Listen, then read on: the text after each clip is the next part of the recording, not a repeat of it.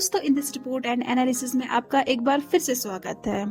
चलिए दोस्तों, आज बात करते हैं रशिया का प्राइड 222 और जानने की कोशिश करेंगे कि आखिर इंडिया ने इसे खरीदने के बारे में क्यों नहीं सोचा। दोस्तों, एक Russian 222 M3 strategic nuclear bomber Siberia के एक इरकुत्स्क रीजन में क्रैश हो गया, जिसकी वजह से एक इंजन में टेक्निकल माल फंक्शन और आग लगी। ये प्लेन, जो सोवियत और रशियन मिलिट्री के लिए एक स्ट्रेटेजिक एसेट रहा है, रेसिडेंशियल बिल्डिंग से दूर स्टेयर किया गया और मिखाइलोका गांव के एंट्रेंस के पास क्रैश हो गया। इमरजेंसी सर्विसेज ने जल्दी से सभी एयर क्रूज को बचा लिया।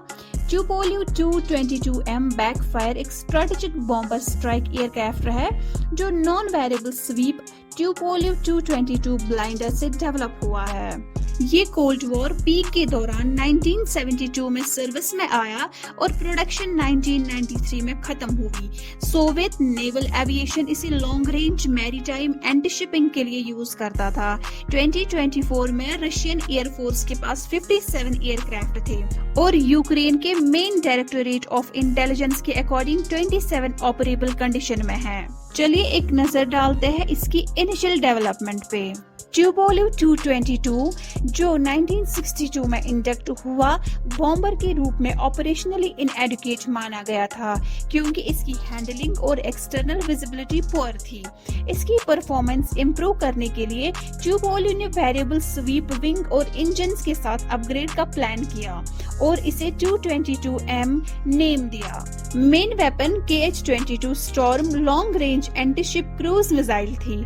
2007 में NV-45 राइडर डेवलप किया गया जो पहली बार 2008 में 222 पर उड़ाया गया। 222 M3M अपग्रेड 2014 में शुरू हुआ, जिसमें upgraded NV-45M radar, navigation equipment, flight control system और self defence electronic radar suite को इंक्लूड किया। 2018 में 222 M3M को KH-32 मिसाइल के साथ अपग्रेड किया गया जो एक supersonic air launched cruise missile है जिसकी रेंज 600 से 1000 किलोमीटर है।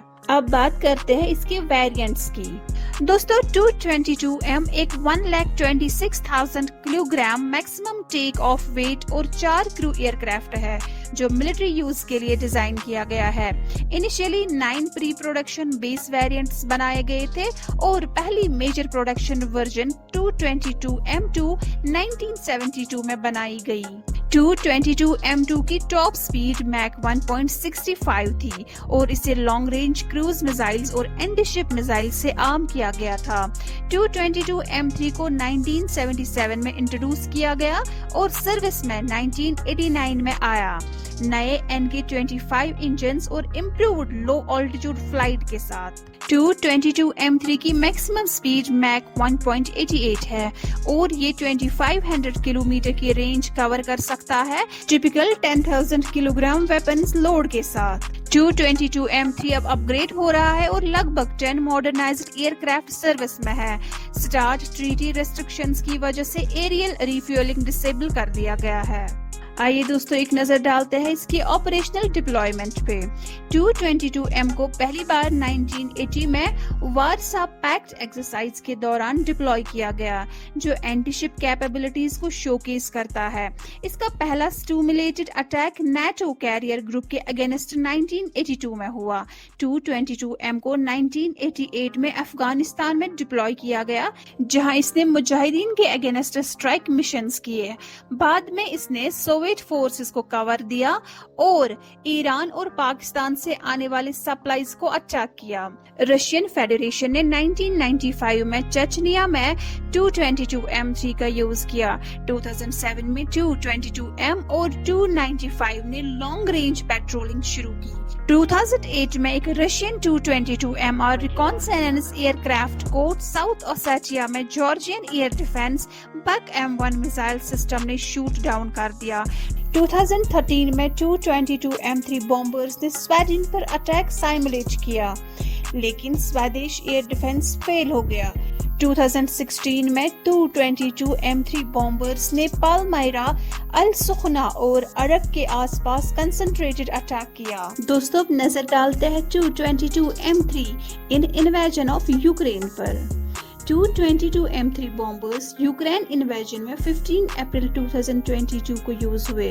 मैरीपोल और अजोस्टल आयरन और स्टील वर्क्स प्लांट को टारगेट किया। 11 मई 2022 को एक Tu-22 M3 बॉम्बर ने 2 Kh-22 मिसाइल्स लॉन्च किए और 29 दिसंबर 2023 को रशियन स्ट्राइक्स ने यूक्रेन पर लगभग 300 Kh-22 मिसाइल्स लॉन्च किए। दोस्तों, बात करते हैं Tu-22 M3 बॉम्बर्स की डैमेज की जो ड्रोन अटैक्स और क्रैशेस में हुए।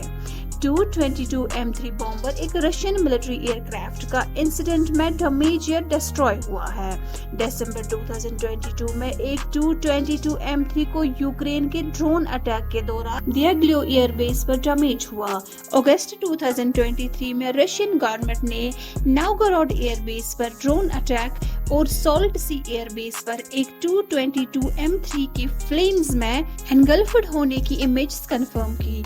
यूक्रेन का कहना है कि एक Tu-22 M3 डिस्ट्रॉय हुआ और 2 डैमेज्ड हुए यूक्रेनियन इंटेलिजेंस यूनिट के ऑपरेशन के दौरान। अप्रैल 2024 में एक रशियन Tu-22 M3 स्टेवरोपोल के पास क्रैश हो गया। एक क्रू मेंबर की मौत हो गई। रशियन एयरफोर्स ही अभी Tu-22 M2 M3 बॉम्बर्स के करंट ऑपरेटर है और ईरान, इंडिया और चाइना में एक्सपोर्ट कंटेंडर्स है। रशिया के पास अभी 7 Tu-22 M के ड्रोन्स 3 एयरबेसेस पर है। दोस्तों, आखिर में आपको बताते हैं Tu-22 M3 एयरक्राफ्ट जो 55 साल से ज्यादा पुराना है, टेक्निकल इश्यूज और लिमिटेड प्रोडक्शन के कारण खत्म हो रहा है। चाइना, इंडिया और ईरान जैसे मेजर कंटेंडर्स ने एयरक्राफ्ट में कम इंटरेस्ट दिखाया है। रॉकवेल B1 लैंसर जो Tu-22 M3 का कंटेम्पररी था, 1988 में डिसकंटिन्यू कर दिया गया और नॉर्थरोप ग्रोमन B21 रेडर से रिप्लेस किया गया।